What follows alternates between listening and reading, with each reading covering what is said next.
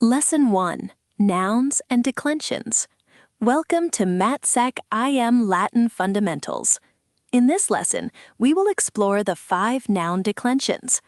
Recognizing endings is crucial since they tell you a word's function, like whether it is the subject or the direct object. Let's start with the first declension. Nouns like puella form their genitive singular in a, making it puellae. However, that exact same ending is used for the dative singular and nominative plural, meaning you must always rely on context to judge the correct case. Moving to the second declension, masculine nouns like service form their accusative plural in os, giving us servos. You will see the accusative case used to mark the direct object of a transitive verb. For the third declension, consonant stems such as rex form the ablative singular in a, resulting in rege. Keep in mind that the ablative singular ending e is typical of pure I stems and many adjectives, but not of rex. Also in the third declension, neuter nouns like corpus form their dative and ablative plural in ibis, making it corporibus. Next, fourth declension endings differ systematically from the second and third. For instance, fourth declension nouns form their genitive plural in uum. Therefore, the feminine noun manus becomes manuum in the genitive plural. Finally, fifth declension nouns form their dative singular in a. For the noun res, this gives us rei. Just like in the first declension, this same form acts as the genitive singular, so context distinguishes the case. Lesson 2. Verbs and Conjugations. Let us turn our attention to Latin verbs and how they conjugate. We will look at a variety of tenses, voices, and moods. In the first conjugation, the present active indicative for we love is amamus, because the first person plural ending is mus. If we want the second person singular present passive of the same verb, it ends in ris or re, giving us amaris or amare, meaning you are loved. Be careful, as amare can also be the active infinitive. Moving to the second conjugation, a verb like maneo forms its perfect active first-person singular with an I ending, resulting in manui, which means I advised or I have advised. For the present passive third-person singular of the second conjugation verb vedeo, we use the tur ending to get veditur. This means he, she, or it is seen, or simply seems. Perfect tenses build on the perfect stem. For example, the pluperfect active adds aram endings to the perfect stem. The pluperfect of venio for they had come is venerant.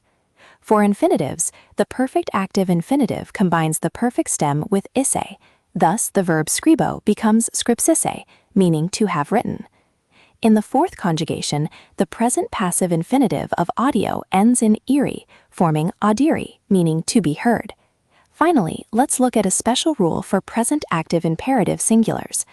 The forms duke, dick, fock, and fair are irregular short imperative singulars without a final e. For the verb duco, the imperative singular is simply duke, though its plural form, ducite, remains regular. Lesson 3. Adjectives and Pronouns. In this lesson, we will examine Latin adjectives and pronouns, focusing on comparison and case forms. First, let us look at adjective comparison. Regular comparatives are formed with the endings ior for masculine and feminine and ius for neuter. For example, the adjective fortis becomes fortior or fortius, meaning braver or stronger. However, the adjective magnus has an irregular comparison. Its comparative is maior, and its superlative is maximus, bypassing the regular essimesis formation entirely.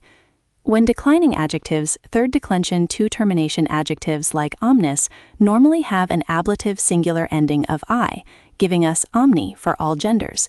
This contrasts with many third declension nouns that use a.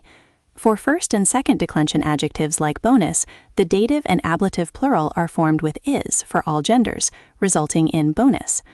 Now let's explore pronouns. The personal pronoun nos has the genitive forms nostri, used as an objective genitive, or nostrum, used as a partitive genitive. For the demonstrative pronoun is, ea, id, the genitive singular is eis across all genders. It functions as a weak demonstrative meaning that, or as a third-person possessive meaning his, her, or its. The interrogative pronoun quis has the accusative quem for personal or animate objects and quid for neuter objects. Finally, for the relative pronoun, the masculine nominative plural is qui. Remember that a relative pronoun agrees with its antecedent in gender and number, while its case is strictly determined by its grammatical role within the relative clause itself. Lesson 4. Syntax and subordinate clauses. Our final lesson covers essential Latin syntax and subordinate clauses. We will start with specific noun cases. The accusative case is used for direct objects of transitive verbs. For instance, in the sentence, puer librum legit, librum is accusative because it is the object being read. For expressing location, names of cities like Roma use the locative case for place where. So, Rome habitat means he lives at Rome. To express the instrument used to do something, Latin uses the ablative of means without a preposition. In gladio pugnat, gladio simply means he fights with a sword. You will also see the ablative absolute, which is a grammatically independent phrase of a noun and participle setting the circumstance. For example, orbe capta translates to with the city having been captured. Another special use is the dative of possession with the verb esse. Liber mihi est literally means there is a book to me, which translates smoothly to I have a book. The owner is in the dative case. Moving to clauses, verbs of saying and thinking introduce an indirect statement using an accusative subject and an infinitive. Dicit se venire means he says that he is coming, where se is the accusative subject. Purpose clauses are commonly formed with ut plus the subjunctive, like venit ut orbem viderit, meaning he came in order to see the city. Result clauses also use ut plus the subjunctive, but they are typically signaled by words like tom, meaning so. Finally, classical Latin handles verbs of fearing differently. After verbs of fearing, ne introduces the feared event, so timeo ne veniat actually means I fear that he is coming. Thanks for watching. For free practice questions, study guides, and flashcards, visit exampreprise.com. Good luck on your exam!